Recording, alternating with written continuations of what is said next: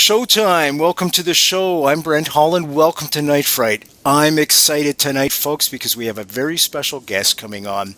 Paul Hellyer's here. That's right, folks. Many of you are going to recognize that name.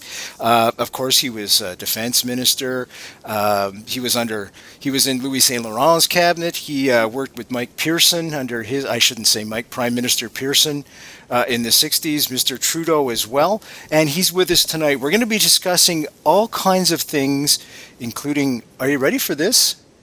UFOs. Now, just let me read something here. Many people are unaware just how much Canada is involved in the UFO phenomena. When we talk of UFOs, the first thing that I always think of course, is Roswell, and all the American sightings, etc., etc. But I want you to hear this. This is from a fellow by the name of Wilbert Smith. In 1950-51, he was working for the Department of Transportation, and he was making inquiries about the possibilities of geomagnetics.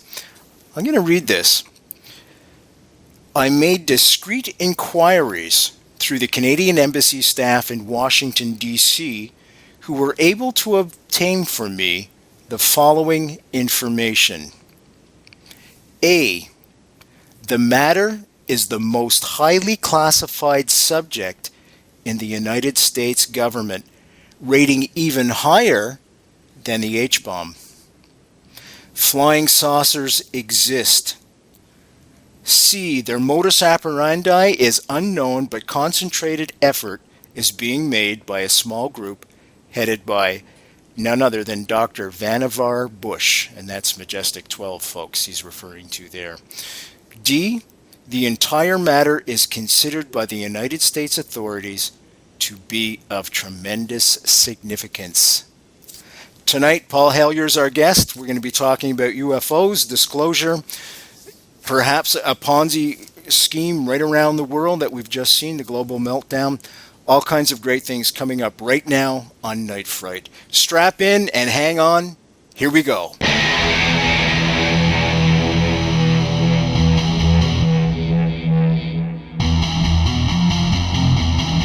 There is a time to question. There is a time for answers. There is a time to challenge. There is a time to speculate. There is a time for change. There is a time for truth. The time is now.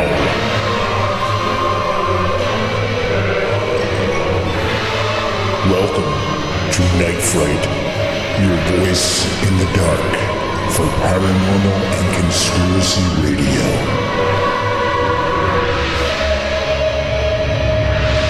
And now your host, Brent Holland.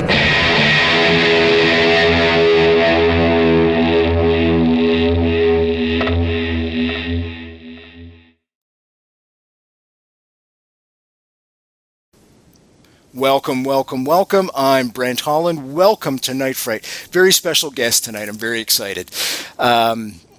Canadian guest, and he was, of course, Defense Minister Paul Hellyer I'm talking about. He's got a brand new book out called, I'll find it here, The Light at the End of the Tunnel, A Survival Plan for the Human Species. Paul, I want to welcome you to the show for the very first time, and I'm most certain not the last time. Thank you for joining us tonight. Pleasure to be here. Thank you, my friend. Can we start in right away and talk about Mr. Smith's revelations? He made inquiries through the Washington Embassy, Canadian Embassy in Washington, and he received this back. Do you think they were just pulling his leg, or do you think there's some... No, it was absolutely true. 100% verbatim. Is that right? Now, you were just about to become a minister for transportation, just as this gentleman was retiring. Were you aware of any of this disclosure that was going on at the time?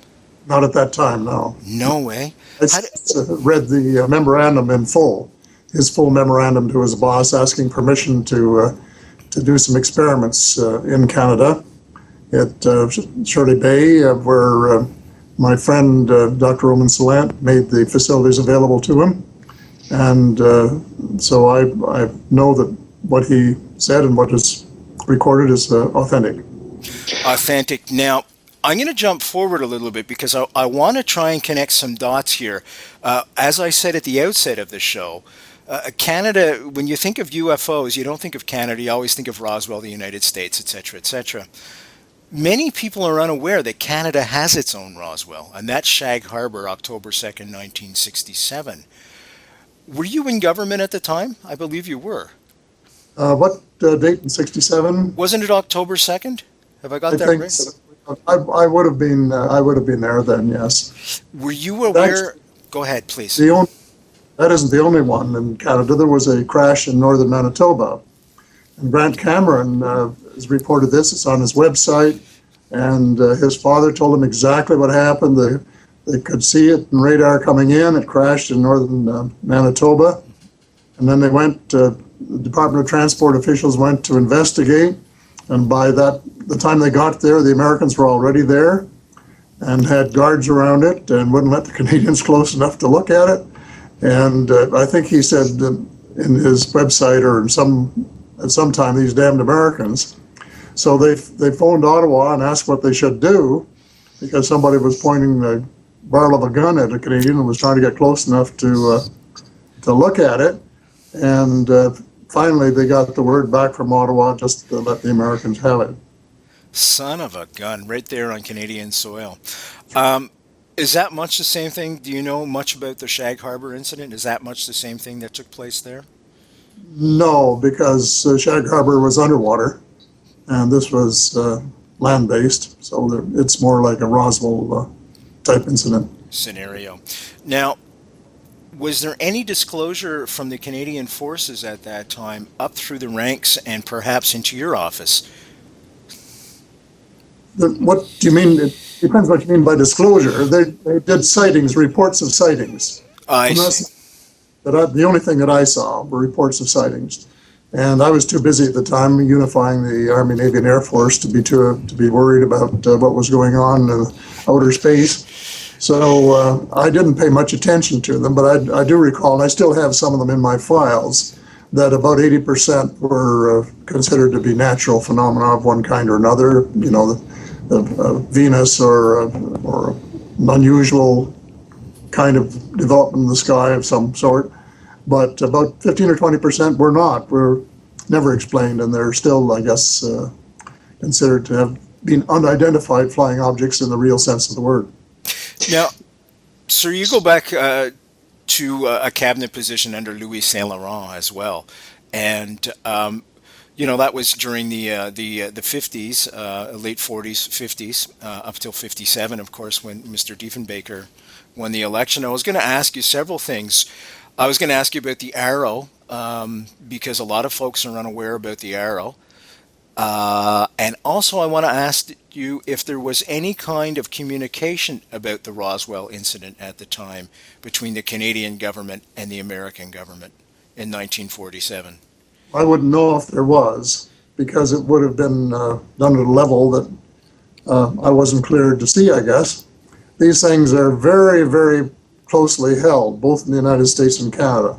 For example, today in the United States, there are projects being conducted by the armed forces known as black operations and the great underground caverns in Nevada, New Mexico, and Arizona. And some of those projects the President of the United States is not cleared to know about. And so at the time, there might have been 2 or 3 people in Canada who were in the loop, but they weren't talking, and certainly they weren't talking to me. Folks, I'm Brent Holland. You're listening to Night Fright tonight. As you know, folks, Night Fright is now a television show, as well as it is still a radio show broadcast through 80 stations across Canada, from coast to coast to coast, as I say. There is 3 coasts here in Canada, and beautiful country. Folks listening in the United States, if you've never been up to Canada, come on up and have a good time. You'll really have a good time here in this country. It's wonderful. I'm broadcasting from the Kingston area, where I'm looking out right now over Lake Ontario. Our guest today is Paul Hellyer.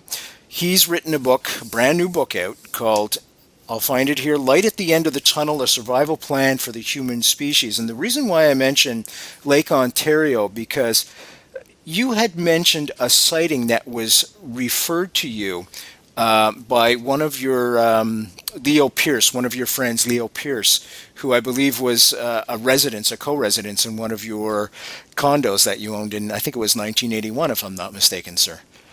Yes, Leo was there for quite a while, and he and his girlfriend were involved in the sighting along the north shore of Lake Ontario near Belleville somewhere, as I recall. Can you tell the folks that story? Because I'm sure there's many that are unaware of it. There's so many stories, and he was just driving along and I guess saw this thing in the sky and stopped, and he and his girlfriend got out and watched it, as did some other people. But there was nothing about it in the news, which is the way most of these things have been handled over the years. That hasn't changed very much, although there's maybe a little bit of change. I was in Montreal in October the 1st, to celebrate my wedding anniversary, and there was a little bit in the paper about this sighting the previous night by a very reputable Montreal doctor.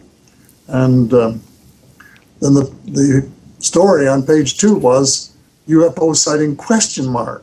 And I thought to myself, why a question mark? If it had been a fire or an accident or something or other, there wouldn't have been a question mark. But here was a question mark, and yet there were reputable witnesses, including this doctor and others who were there.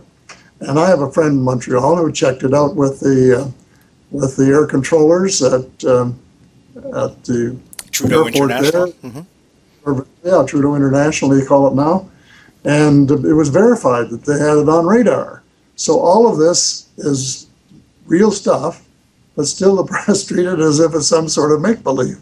And that's simply because they haven't got their minds around it yet. And I don't want to accuse them of being lazy, although sometimes you think if they just take 2 or 3 days off and study about the subject, pretty soon they get very interested in it, because it's a whole new world, a new cosmos, as it were.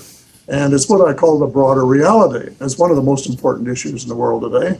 It's not the most urgent. It's not the biggest, perhaps, but it's probably number 3.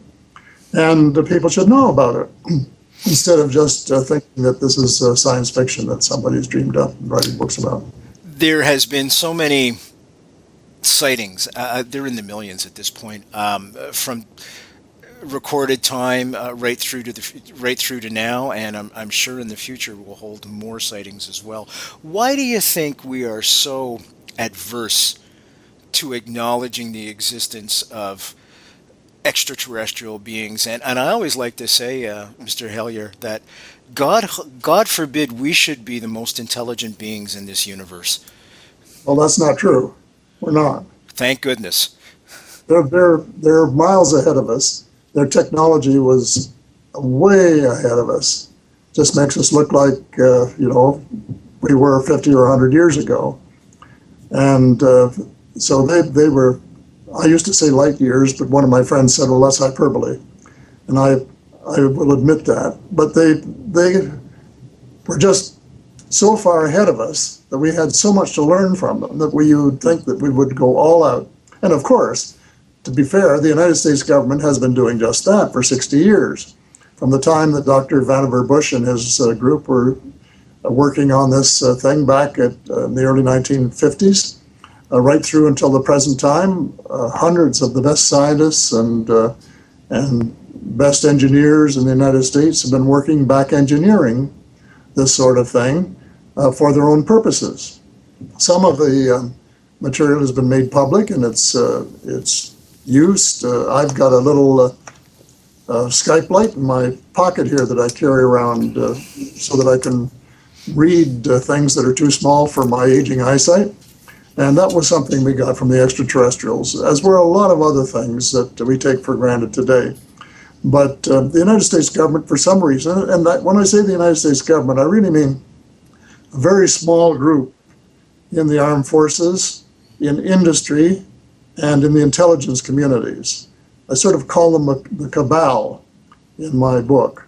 A very small group, I guess because they prefer to have the power without admitting it.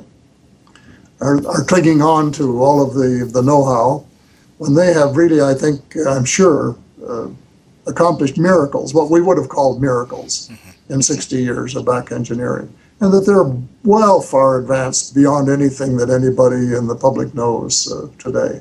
And for example, the one I'm interested in most is in energy. And yeah, myself as well. in my book, I say that the most important crisis in the world is global warming. The most urgent is monetary reform, because unless we do something about the financial system, we don't have the money to save the planet from global warming. But the most important thing for global warming is a kind of energy that doesn't involve huge reactors that are likely to melt down on you, or wind farms that are noisy and so on, or huge apparatus in the sky to use sunlight and redirect it, and this sort of thing, all sorts of wild ideas, because they would, I'm sure, and I've heard this as 10 or 15 years ago, have developed what I would call exotic energy sources. And they are zero-point energy, the energy that is everywhere in the universe, and also cold fusion, which people have been working on for a long time. And that either one or both of these would allow us to get off the global warming trend by getting rid of fossil fuels in 10 years and converting, and really revolutionizing the world, because all you need is a little box in your car or a little box in your house to provide the energy you need, and you wouldn't have to have these huge, costly things that we've got at the present time. But the people that are really running the world, and they include the banking monopoly, the world banking monopoly, which is really, it is so big and so powerful that nobody wants to take it on for size. And of course, one of the problems is that most people don't know they should be taking it on for size. But it is so powerful, and it has a lot of money invested in the whole oil industry. So what happens? You have a group of people in the Cabal who are in league with the banking cartel worldwide, and they just said, well, we'll let things go on the way they are for another 10, 20, 30, or 40 years until we mine all of the oil resources that we've got and cash in these trillions of dollars in chips, and then maybe somebody will force us to make this information known, or it'll leak out, or something will happen, and we can convert, and we'll try and be the first in the conversion, so we'll make a lot of money out of that too. So this is one of the areas, but this is one of the reasons that I have been so interested in the whole UFO ET presence and technology field, is because it holds the key to a better world for all the people. And we've got somehow to pry that information out of when I say the US government, I mean whoever's in charge of it, and make it available on a worldwide basis at reasonable royalties, so that the people in Japan or Egypt or Tunisia or wherever have access to it at costs that they can afford, so that they can convert too, and not just the United States or Canada or two or three of the industrial countries, and with the U.S. hanging on to a monopoly of the technology as long as it can, so it could get its manufacturing industry back up and running.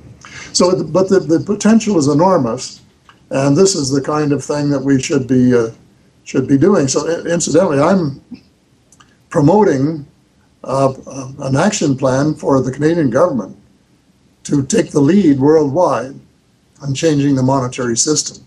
Let's talk about that. Let's go there right now then, folks. Just let me tell folks who we're speaking with tonight. Folks, if you're just joining us, we're speaking with Paul Hellyer. Paul Hellyer, of course, was a defense minister. He was in the government under Louis Saint Laurent. He was in the government working with Mr. Pearson, Mr. Trudeau as well. He has just written a new book called A Light at the End of the Tunnel, A Survival Plan for the Human Species. Easy way to get this book, as always, folks, www.nightfrightshow.com, www.nightfrightshow.com. click on the book cover. That'll take you right to a place where you can order the book from the comfort of your own home.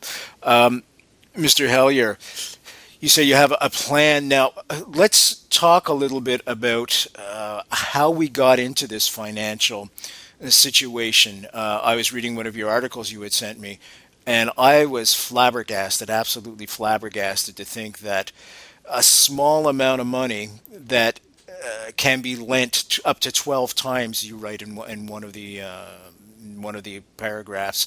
Could you explain a little bit to the folks how all that works, and then we'll go into how we should reform this?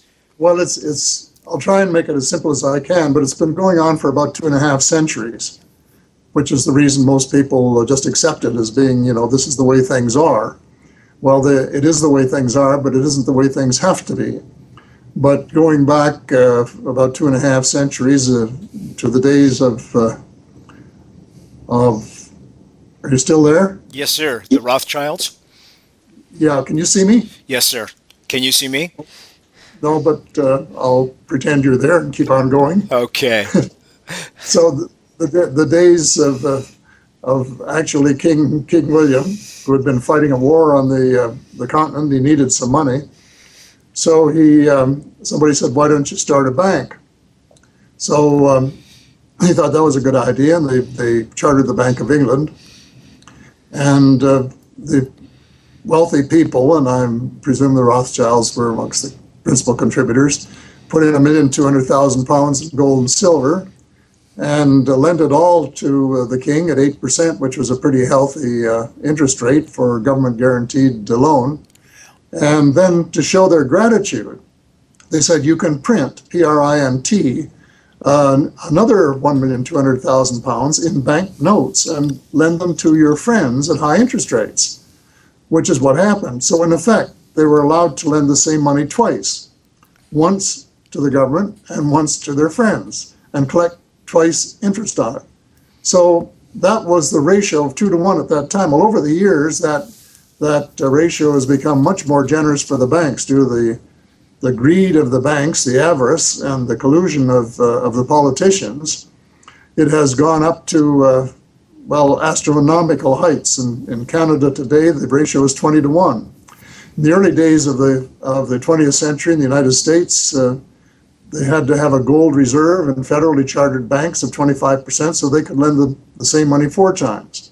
And in Canada, when I was a young person, they had to have a cash reserve of 8%, so that meant they could lend the same money 12.5 times. And now, in Canada, under the law as passed by Mr. Mulroney in 1991, they can lend the same money 20 times. Now, this is just a Ponzi scheme to be able to, in effect, lend the same money more than once and collect interest on it from each of the persons or corporations that they lend it to. And it, over the years, has had devastating consequences. It's been responsible for 25 recessions and depressions since 1890 in the United States, and it has wreaked havoc with people who have lost their homes, their farms, their jobs, their hopes, their businesses, every time one of these recessions or depressions takes place. And none of this was necessary. And it was because at university, when I was a student just familiar with the Great Depression from firsthand experience, that and my economics professors couldn't explain why we had depressions and recessions, that I decided to go into politics in the first place and try and do something about it. And now, 60 years later, I'm still trying. Sir, do you feel that reform is inevitable, or do you think that we're going to have to fight like hell to try and get reform in? It is not inevitable unless we have the same kind of grassroots, when I say uprising, I don't mean take to the streets, but the same kind of grassroots determination that the people of Egypt showed, for example. And this can be done now for the first time in my 60 years. Until now, there was little hope because the press has somehow been suborned by the status quo. In my speech there that you referred to, and which can be downloaded from www.victoryfortheworld.net, I explain, how this is all happened and what has to be done about it. And I say that for the first time in 60 years, that the young people, students, along with some of their parents and others who are concerned about the future of the world, could use the social networks to spread the word and get to the point where they could really force governments to make the changes that are essential. And on this website, that's at www.victoryfortheworld.net, we have an action plan for Canada, one for the States, and one for the world. And if you go to the action plan for Canada, it gives you a list of things that are really necessary for the future of Canada and the world.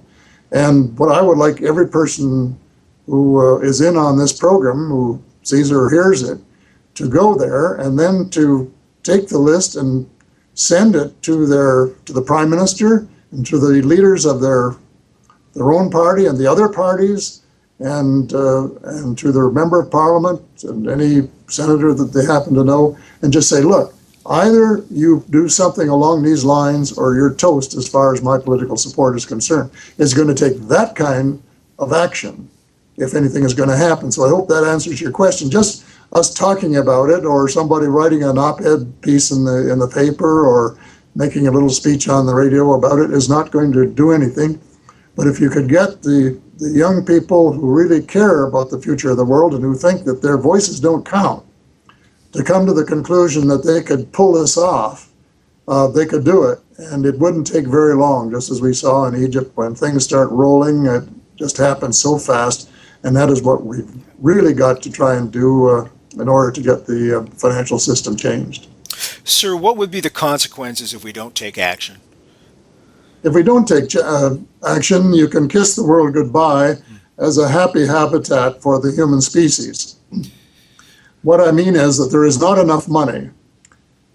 When I say money, I'm quote unquote, because most money is virtual money. It's not real money. It's just make-believe money. And that's the Ponzi aspect of it. There's not enough money to finance this fast changeover from fossil fuels to exotic or clean energy in the 10 years that I think is the maximum that we've got to do it. If you go under the present system where governments have to borrow money to do this, and we're all in deficit. The Canadian government's in deficit. The United States is in huge deficit. Germany's in deficit. Ireland's in deficit. Greece is in deficit. They're all in deficit. And they don't need to be, because the governments own the right to create money. But over the years, they have, I wouldn't want to say, careful with my language, they have given that right to private individuals who get all the profit. And that is wrong, because it's a trust of the people, and they should exercise it as a trust on behalf of the people, or at least some of it, instead of giving it all to a small group of people who just become very, very wealthy and who really don't give a damn, at least I don't think they do, about the welfare of all of the people of the world who are starving or don't have a roof over their head or don't have enough education or health care or the other things that they need to lead a decent life. Sir, I just want to tell folks, grab a glass of water if you want or something. I just want to tell folks who are speaking with folks, if you're just joining us, we're speaking with Paul Hellyer tonight. I'm really excited about tonight's show. Paul Hellyer has been in serving this country, Canada, since 1947. I think you were first elected. Is that right, sir? 1949, pretty close. I apologize for that. In service, folks, since then and still today. We're talking about extraterrestrial visitations, why there is no disclosure, official disclosure, I should say, from any government. We're talking about the financial crisis that has just taken place and is still taking place, the roots of that, what's caused it. And he's also offering solutions. Now, easy way to get this information, folks, as always, I'm going to put all the links Mr. Hellyer just mentioned up on the central focal point of this show, which is the www.nightfright.com. thefrightshow.com website. Once there, you're going to find a wealth of information. All the shows are there for you to download free. That's right, folks. We're broadcasting out of Kingston now. It's a television show. We hope to have it syndicated across the country. It is a volunteer show. There is no money being made off this show. If you want to make a donation, please do. Trust me on that one. It'll help pay for internet and everything else. Let's go back to Mr. Hellyer now. Sir, let's talk about the Federal Reserve, shall we? Many people are unaware that the Federal Reserve controls all the money in the United States. And I want to ask you, once we've explained what the Federal Reserve is there a Canadian equivalent with the Bank of Canada? The Federal Reserve was the biggest ruse that was ever pulled on the people of the United States. It goes back almost 100 years. And the big New York banks decided they didn't like competition. So with a little encouragement from some European banks, they decided to hold a secret meeting on Jekyll Island. And a few of the bankers got together, about a half a dozen of them. And one of them had already written a draft bill for Congress, which would in effect give private individuals the control of the U.S. Monetary system, take away from the Congress its right, its constitutional right, its constitutional duty, in my opinion, to create the money for the United States and to hand it over to a very small group of private bankers. And this was put just before Christmas, I think it was 1913, and maybe 1912, about 100 years ago anyway. And I guess the congressman must have been thinking of sugar plum fairies at the time, and only one or two of them figured out what was really going on. Charles Lindbergh Sr., the father of the famous flight, was the one who explained exactly what was happening. But they put it through Congress. They had to make some minor amendments. They changed the name of the bill so that it wouldn't be offensive. They made it look as if it was a federal institution instead of a private banking institution. And they got it through. And then afterwards, the chief Democratic whip of the time said it was the biggest mistake he'd ever made in his congressional career. And the president said a year or two later that it was a terrible mistake and that it made the United States the worst governed, most controlled country in the world. And I guess the $64 trillion question, and when I use trillions, I'm not really kidding, is why it's never been rescinded. Yeah. Because lots of people have raised questions about it off and on over the last near century, including Congressman Paul in the U.S. Congress today. And yet nothing is done about it because there's so much power there. And I guess one of the reasons, I was just reading something that came to me in the internet the other day from an economist friend of mine who said that I think the Fed spent $380 million last year hiring consultants and divvying out projects to the economics profession in the United States, to the deans of economic schools and to others who have influence, the ones who write the op-ed columns and who teach the students in the universities. And they were going to spend up to $400 million this year, if I remember the information correctly. So with that kind of money on the table, and you don't use the word buy in a case like this, except you put it in quotation marks, buying the people who really should be explaining what has gone wrong and what has to be done to change it. And so the power is enormous, and the Fed's power goes all over the world because they influence what goes on in Europe and other places, not just in the United States. And they created out of nothing, out of thin air, really. This is the way the system works. This is the Ponzi aspect of it. They created trillions of dollars to bail out U.S. banks after the meltdown of 2007, 2008. And a few of the big companies that owed huge amounts to the banks, but not a cent for the people. And this is the unfair aspect of the whole thing.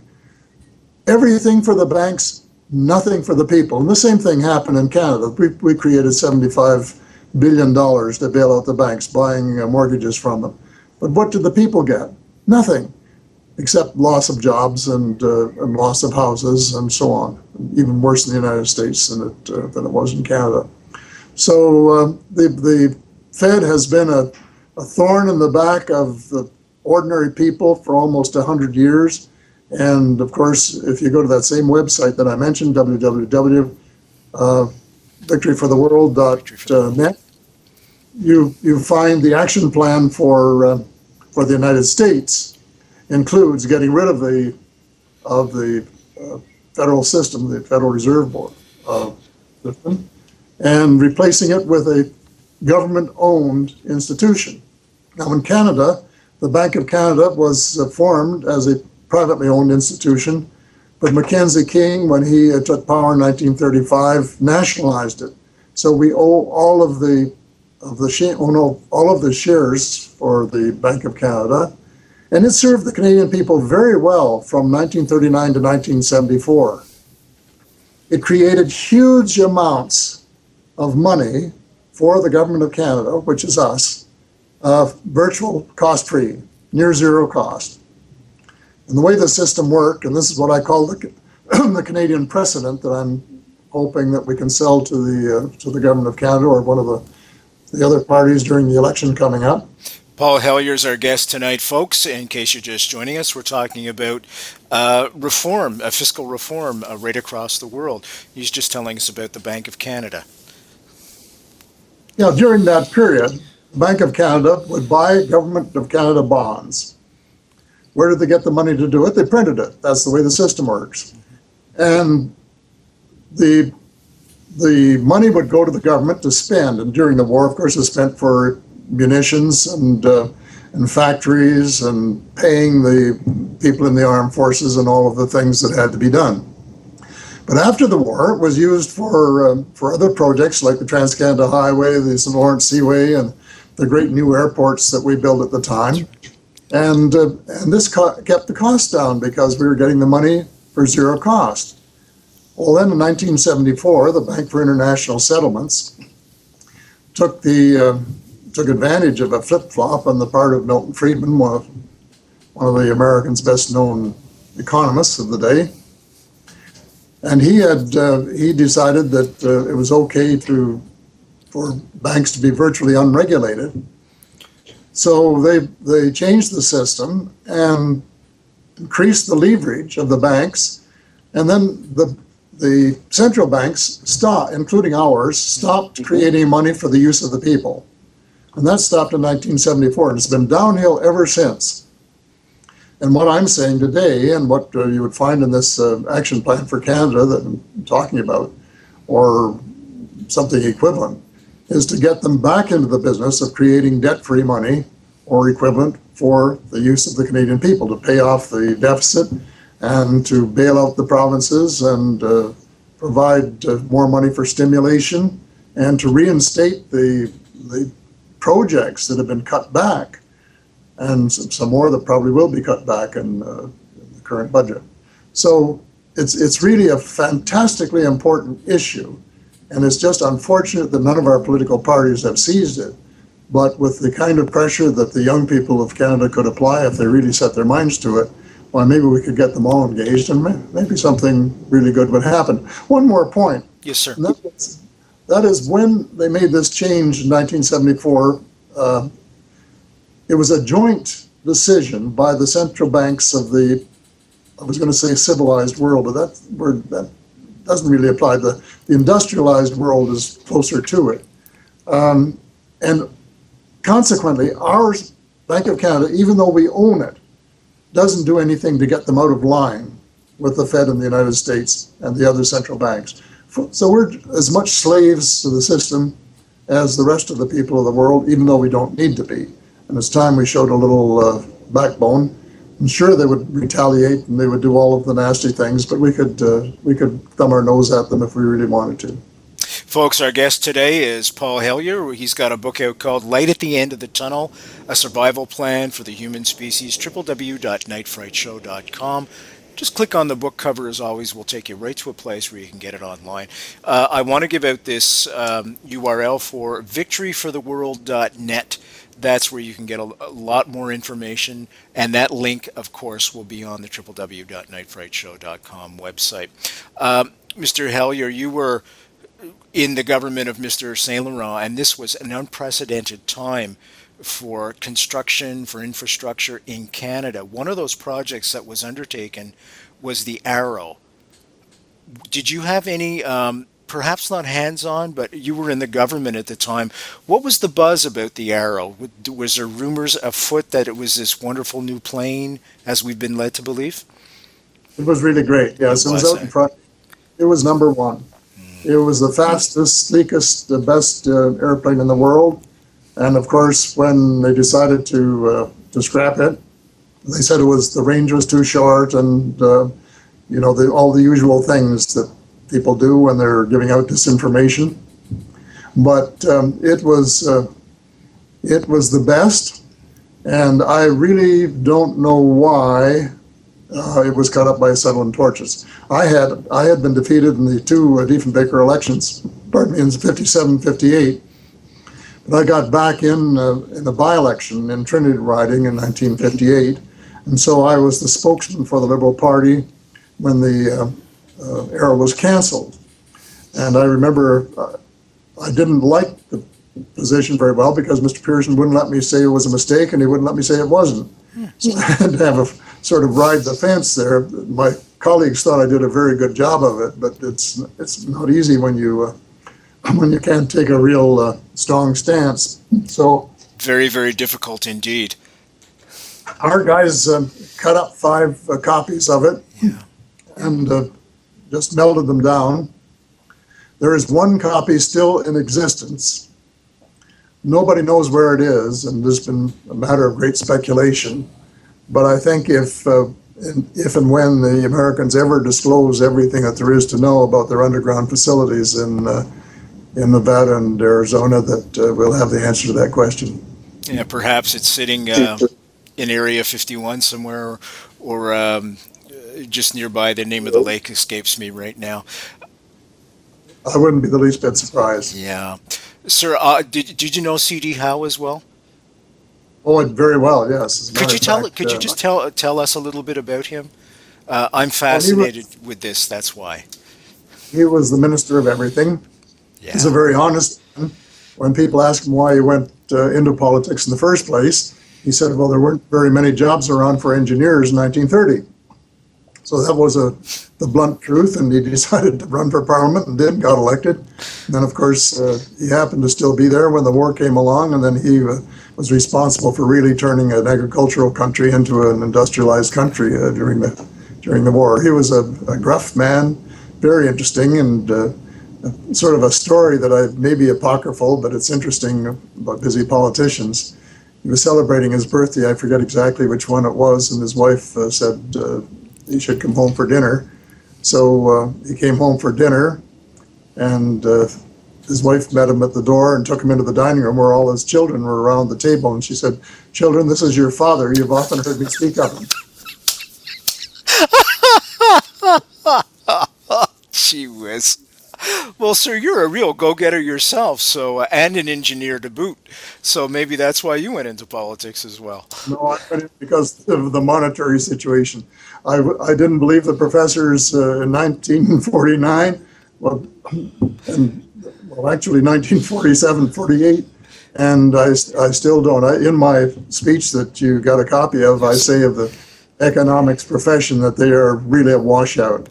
And they have let the people of the world down desperately, badly, in my opinion. And they should go back to the drawing board. And I say if they can come up with a scheme that will allow us to pay down the national debt worldwide and to stimulate the economy so that everybody's working and we're up to speed, and to finance the fast changeover from fossil fuels to clean energy, then I'll know that they know what they're talking about.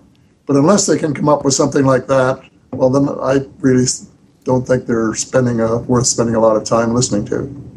Sir, can I just talk about politics just for a second? Now, you were in government during unprecedented times. First, Mr. Saint Laurent, as I just said, it was unprecedented. The Canada St. Lawrence Seaway was built, the Trans-Canada Highway, and on, the Arrow, and on and on and on. And then Mr. Pearson comes in, new flag. Of course, you were instrumental in uniting, as I call it, the armed forces. And then with Mr. Trudeau. Did all three of these individuals, in your opinion, have a vision for the country? And does Mr. Harper have that, or does anybody have that today? This is a very interesting question. I think if you're talking about a vision in the sense of sort of an overall picture in your mind, Mr. Diefenbaker had a vision. I don't know that it was a realistic vision, but I think it was. I think Mr. Trudeau had a vision of changing the country from the predominantly private enterprise, individualistic kind of country into one that was further left and resembled more the picture that he had put in his mind during his time at university. As far as the present group is concerned, I don't see anything that I recognize as vision for the country, although I think Mr. Harper is changing it subtly in ways that quite a few Canadians would be a little disturbed about. And that this is being done so subtly, but for example, he is just accentuating the sort of one-man rule, the presidential system where all of the decisions are made in his office, and even the ministers are primarily puppets, and they can't say anything on their own without having it screened and in effect vetted by his office. So I think he has an idea of how he wants to change Canada. I think he probably is holding back on some of it because some of it is not very popular. And that's, I think, one reason why even yet he may have a difficult time getting a majority. It's because people really do believe that he might have an agenda that they wouldn't agree with totally. Now, I want to also mention, too, folks, Mr. Hellyer, who's our guest tonight, by the way, www.nightfrightshow.com. You'll be able to get all his information there. He's got a new book out called Light at the End of the Tunnel, A Survival Plan for the Human Species. Just click on the book cover, as always. That will take you right to a place where you can get it online. The other URL that I want to give you is victoryfortheworld.net, where you'll find a lot of information about Mr. Hellyer's vision. As I say, I like that word, vision. I want to ask you about the armed forces. I had Lou McKenzie. There's a copy of the book. Can you see it there? Yes, sir, and I will be putting that up once I edit this show together. I'll have a picture of the book. Your face will be right here, sir. I'm recording it right now, and right below it will be a huge picture of the book. Good. So you'll have it right there. I had Lou McKenzie on, General Lou McKenzie. Right. He impressed me a lot in many senses. He also said that the Canadian Armed Forces are perceived to be the best in the world. And I'm wondering, I'd like to get your opinion on this because I know how hard you fought to unite them all together instead of separate entities. Do you think that's because they are united under one umbrella, if you will, as opposed to the United States, that the different factions seem to be in competition with each other? Well, they're more efficient. They're not as efficient now as they were when I left them because they've gone backwards considerably since the 1970s. About 1974, I think, they started going backwards and reestablishing separate commands for the Army, Navy, and Air Force, and duplicating and triplicating again some of the things that were really redundant. But I think that the real thing that happened to them that really undercut them for many years was the fact that they were underfunded for decades. And this, again, coming back to how the financial system works, we'd go into a recession, and then what would be cut? It would be the money for the armed forces. So they never got the equipment that they really needed. And they've just started retiring the Hercules airplanes that I bought more than 40 years ago. And it's not long since they just were retiring the Sea King helicopters. And these things should have been retired, decades ago. But they didn't have enough money to buy the equipment they needed. So that they were as good as they were with the equipment they had is really miraculous. They're a great bunch, and I go along with them being the best. But they could have been even better if they'd had some support and if they'd had the equipment that was necessary to enable them to do the jobs that the Canadian people through their governments have asked them to do. And it's funny because a historian blames a number of people for what he calls ruining the Canadian Armed Forces, but he didn't name any of the people who were most responsible. And that was Milton Friedman and Paul Volcker, who was head of the Federal Reserve System, and Jerry Bowie, who was governor of the Bank of Canada, and David Dodge and others, who were the ones who allowed the contraction of the Canadian economy to the point where there was a competition between social services and the armed forces, between doing infrastructure and social services and the armed forces. And if it hadn't been for this incredibly bad monetary system that we've been talking about most of the evening, then there would have been enough money for everybody. And everybody would have been happy and they would have been able to do their jobs better. But because of this international monetary cartel that we've been talking about, it's made it very difficult because the social services have been cut back. In Toronto, it's a crime to see what they've done at the bottom end of the scale. And they've been taking away hot lunches from children, closing high school pools for high school students and so on, doing things that shouldn't have been done and yet have been done, all in the name of the so-called economy of trying to balance the budget. What for? To pay the interest on the bonds of money that they borrowed from the private banks when they didn't need to put it bluntly. And the system is still going on that way, and that's the reason that we're operating a way below potential now, and when the future is not half as bright as it should be. Do you think Mr. Harper has knowledge of extraterrestrial visits? We're going to have to start to wrap up soon, so I'm going to give you a bunch of questions in a row. Yeah, I don't know whether he does or not. I don't know if the Canadians would have him in the loop or not, because often politicians are the last ones to find out, so I really don't know the answer to the question. The Canadian Armed Forces, many people say we're subservient still to the United States, and therefore do you think we'd be privy to that information? I think there might be a few people, very few. The top Canadian commander in NORAD would probably know quite a bit about it because they check these things all the time. And so you couldn't be in the position he's in at NORAD and not know pretty well what's going on about the visitors. That doesn't mean that they would have access to the knowledge of what's been going on in the black operations for the last 60 years. The military-industrial complex that Mr. Ike, oh my goodness, that's my mind blank, President Eisenhower reiterated to about how the military finds wars, if you will, in order to fund themselves. Your biggest fear right now is that they're going to start doing something in outer space in terms of creating defense systems. Well, they're always doing something, and this was anticipated by Dr. Werner von Braun, who came with the Operation Paperclip to the United States from Germany after the war. A bunch of scientists came over, and he was one of them. And he, in his later years at least, became very concerned, as General Eisenhower did, about the people who had the control of the extraterrestrial technology. And he told somebody who worked with him, and incidentally, her name is Dr. Carol Rosen, and she was at the big conference in New Mexico where I spoke at the end of February.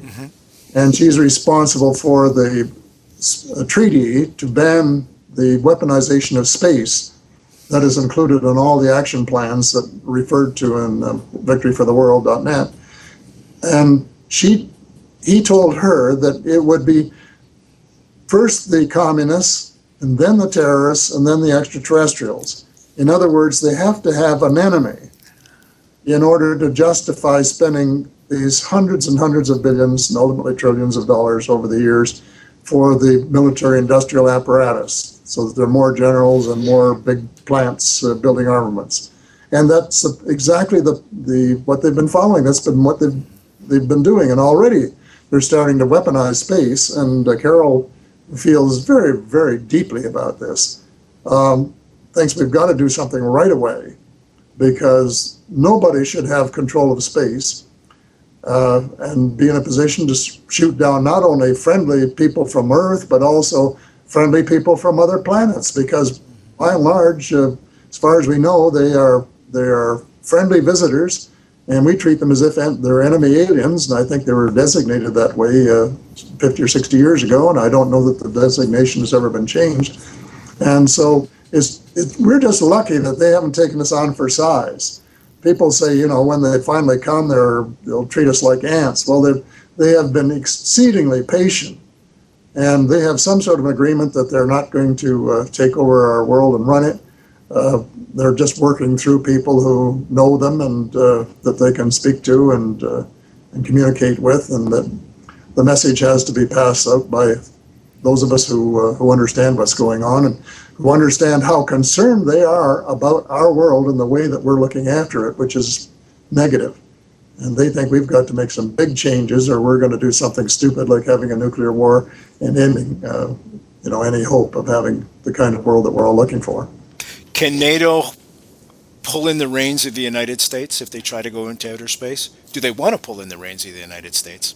Well, the United States runs NATO, and it is unfortunately now sort of an American task force rather than the defensive alliance that it was set up to be. When Louis Saint-Laurent and Mike Pearson were involved in setting up NATO, but the North Atlantic Treaty, they had no idea that it was ultimately going to be used this way. The Americans have always wanted to use it this way. I remember Robert McNamara back in my day asking us to go into Vietnam and, in effect, to sort of a NATO ally. And we said no, because that's not what NATO was for. It's to protect people who are attacked.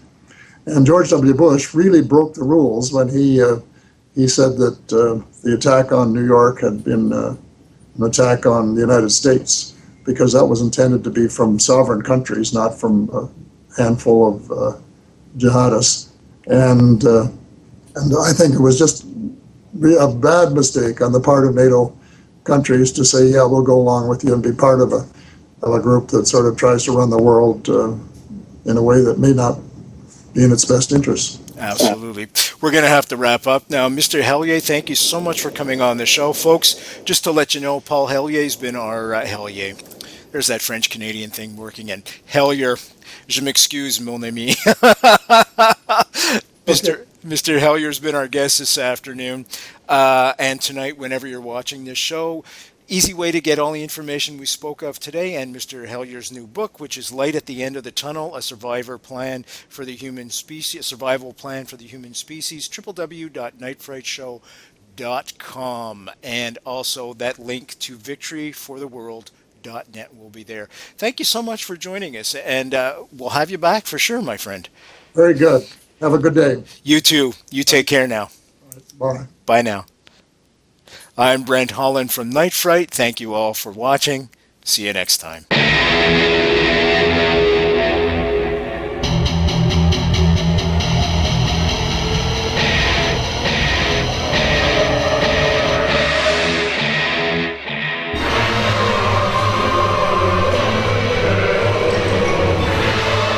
You're listening to Night Fright and your host, Brent Holland.